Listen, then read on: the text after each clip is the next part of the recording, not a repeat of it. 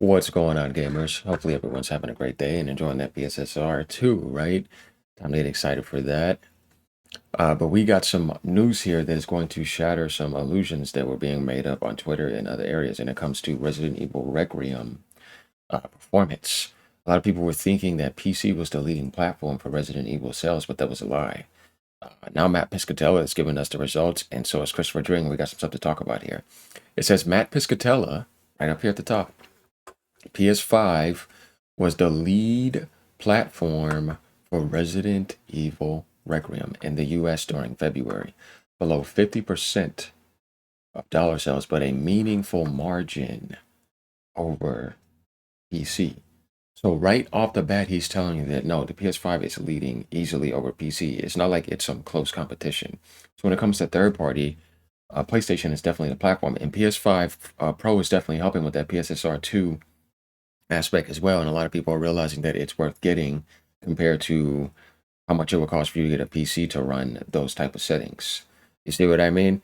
So there's a lot of drama going on. We're gonna get to some of these comments here, and then you got people coming to attack him as well, which I kind of think is funny. It's like, why are you attacking the guy that is just giving you honest stats?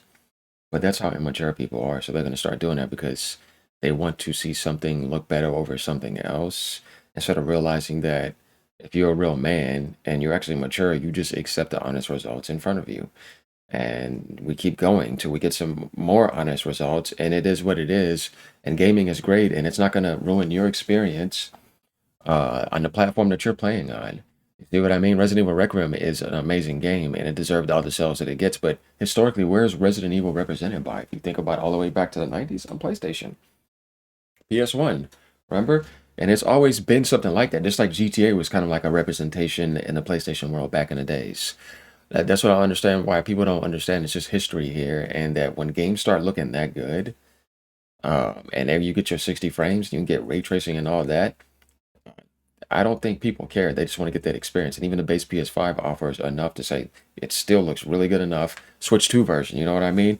And it's going to keep on selling. The game will hit over 10 million. It deserves it. So like all that other stuff is like, oh boy. So he says, anyways, yes. This is what he said, anyways. We'll get to that in a second. PS5 was also the lead platform for Requiem in the US during February. Full results coming out Friday.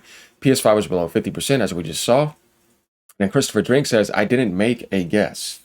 This is over in Europe. I asked my data partners, because he gives Europe and he gives US, and then Japan gives Famitsu. That's why I said the VG charts is pretty accurate, except when they start adding in other stuff outside of their official sources, because they're just giving them that, and you add it up worldwide. He says, I asked my data partners, and that's what they told me.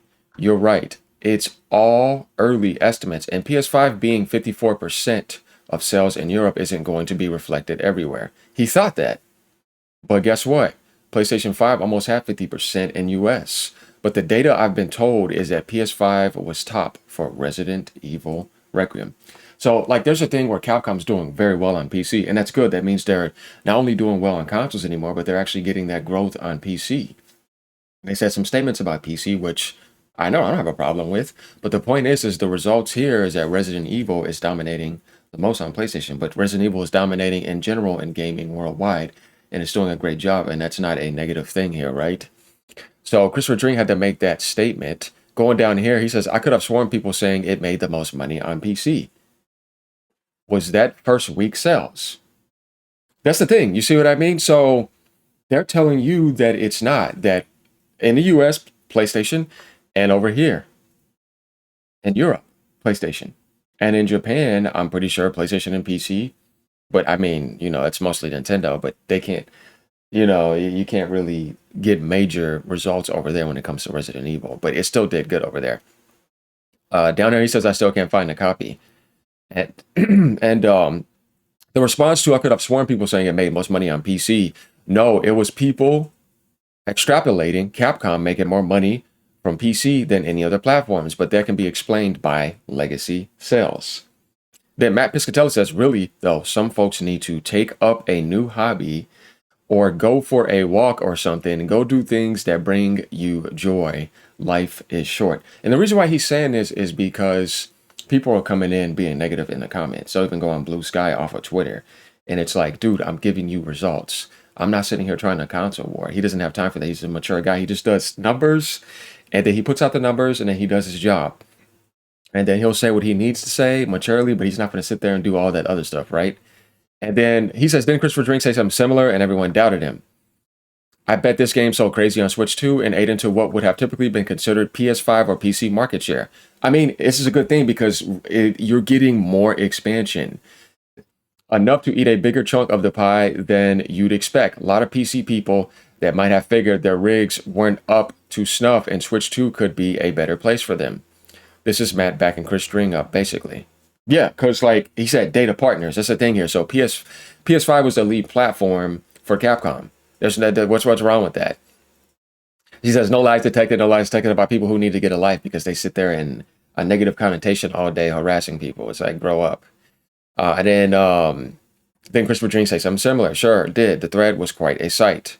I could have sworn people saying it made the most money on PC. Well, it says that PS5 was a lead platform for Requiem in the US. So this is only about the US, and you know Steam sales are about the whole world. Well, here's the thing. Christopher Drink said the same thing for Europe. So I don't know, if you pretty much got Europe and US, you pretty much got worldwide damn near. I mean, that's a possibility, but at the end of the day, like I said, Resident Evil historically is known for dominating on PlayStation. It's a PlayStation IP legacy wise when it comes to like being represented by Capcom. It's not that it's an exclusive there, but it's when you think about it for historically.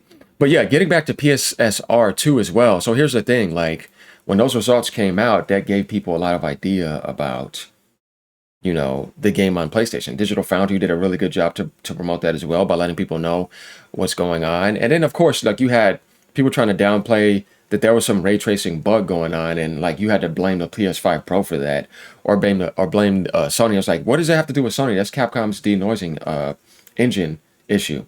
You know what I mean? They had to go in and do something about that until they fix it. But it wasn't something that was a PlayStation problem. It's an engine problem, which is why it also existed on PC. But other than that, that didn't matter because it was just only in a certain part of the game. The rest of the game still has it going. And people on the base PS5 are enjoying the hell out of the game. Ended up selling more than any other Resident Evil historically. And PlayStation is the leading platform on that. I don't see what the problem is with that. Like you guys try to act like that's somehow supposed to be negative or some type of shock here. But anyways, you know how drama gets on the internet. We had to talk about this. We pretty much got some comments down here. We kind of get the idea here. But Alina Analytics, that's why I said you can't really trust them. They're not the official source. You got to go to Matt Piscatella.